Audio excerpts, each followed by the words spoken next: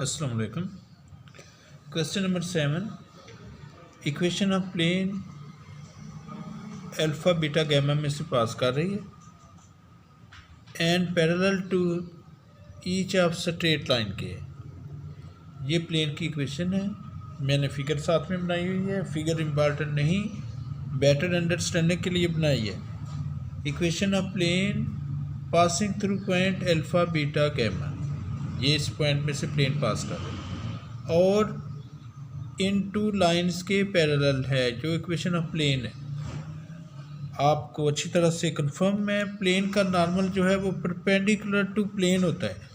अगर प्लेन का नॉर्मल इधर से ड्रा करें तो इस तरह से ड्रा होगा।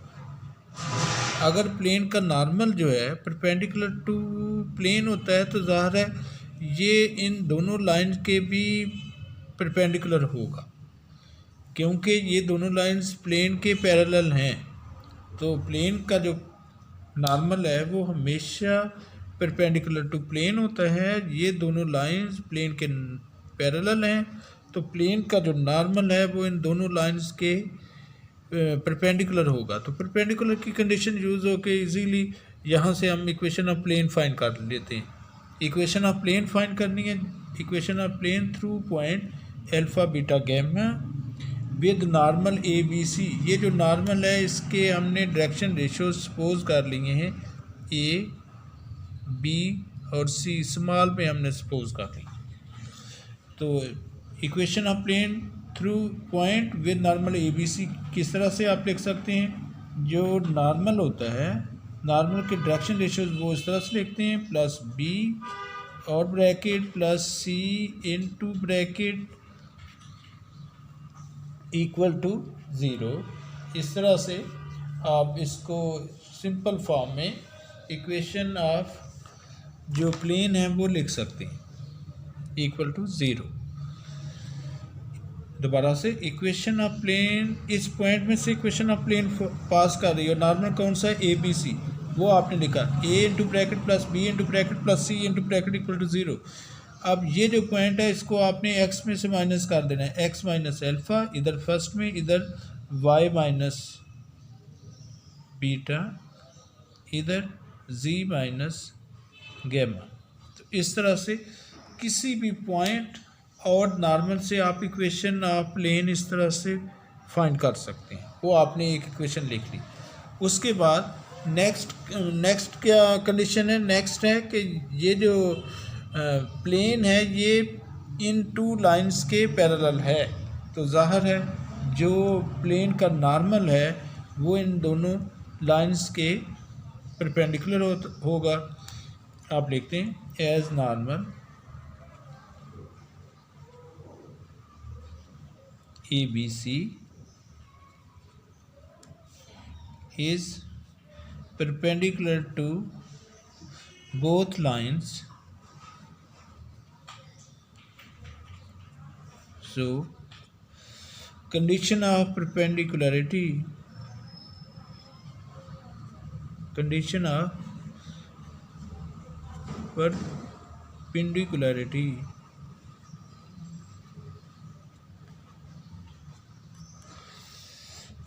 परपेंडिकुलरिटी क्या होती है? ना डायरेक्शन रेशियोज का मल्टीपल इक्वल टू 0 होता है। देखिए ये जो लाइन है, एक लाइन के डायरेक्शन रेशियोज हैं L1 M1 N1। तो ये कंडीशन ये हो जाएगा AL1 प्लस AM1 प्लस इसमें दूसरा B है ना, तो ये होना था PM1 plus CN1 equal to 0। इस तरह से सेकंड लाइन के डायरेक्शन रेशियोज कौन से हैं? L2 M2 N2। तो ये हो जाएगा AL2 plus BM2 plus CN2 equal to 0। इस तरह से ये तीसरी कंडीशन बन जाएगी। इसको आप 1 का नंबर दे दें, इस इक्वेशन को 2 का नंबर दे दें, इसको 3 का नंबर दे दें। इन तीनों इक्वेशन में से ए बी सी को एलिमिनेट कर दें। Eliminating A B C from equation 1, 2 and 3। eliminate A, B, C from 1, 2 and equation number 3। उसके लिए इस तरह से आप डिटर्मिनेंट लिख लेंगे, डिटर्मिनेंट इक्वल टू 0। देखिए फर्स्ट जो इक्वेशन है 1, उसमें ए का ऑप्शन कौन सा है, x माइनस एल्फ़ा, इधर y माइनस बीटा और इधर z माइनस गैमा।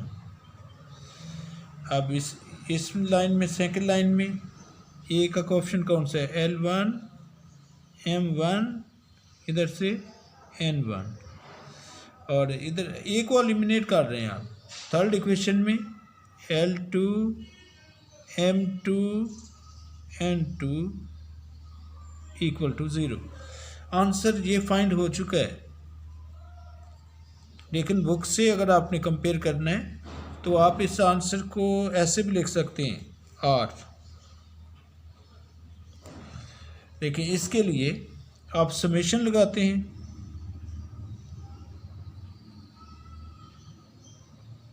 समेशन, ये जो पहली वैल्यू है कौन सी है, x माइनस एल्फ़ा, इसको आप लिखते हैं x माइनस एल्फ़ा इनटू, इसके साथ फिर आप ये प्रोडक्ट लिख लेते हैं। देखिए x माइनस एल्फ़ा के साथ ये आएगा M1 N2 minus M2 N1। Just ये मतलब इसको आप इस फॉर्म में भी लिख सकते हैं, M1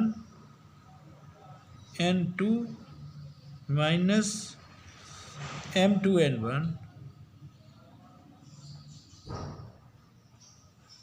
इक्वल टू 0।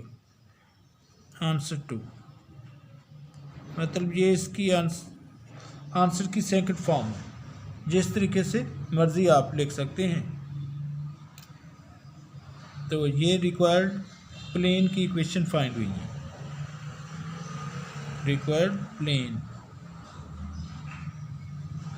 आपने इक्वेशन ऑफ प्लेन ही फाइंड करनी थी। दोबारा से थोड़ा मैं बता रहा हूँ, equation of plane passing through alpha beta gamma इस पॉइंट में से पास कर रही है।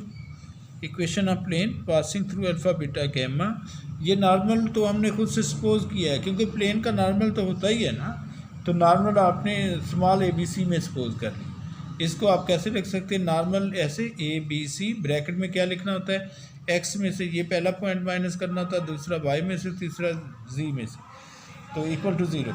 इसी तरह से नॉर्मल जो है ABC is perpendicular to both the lines, ये कंडीशन है, तो उसका नॉर्मल का डायरेक्शन रेशियोज के साथ मल्टीपल इक्वल टू 0 हो जाएगा। ये 2 और 3 इक्वेशन फिर एलिमिनेट कर देंगे ABC को तीनों इक्वेशन से, तो बिल्कुल आसान अल्फाज में x minus alpha y minus beta z minus gamma पहले में आ जाएंगे। इधर L1 M1 N1 आ जाएगा, इधर L2 M2 N2 आ जाएगा इक्वल टू 0। यहाँ तक भी आंसर सही है, लेकिन इस डिटर्मिनेंट को आप इस फॉर्म में भी लिख सकते हैं। किस तरह से, समेशन लगाएं, समेशन ये x माइनस अल्फ़ा, ये पहली वैल्यू, इसके साथ जो इनका प्रोडक्ट है M1 N2 minus M2 N1 equal to 0, ये भी लिख सकते हैं। Thank you very much.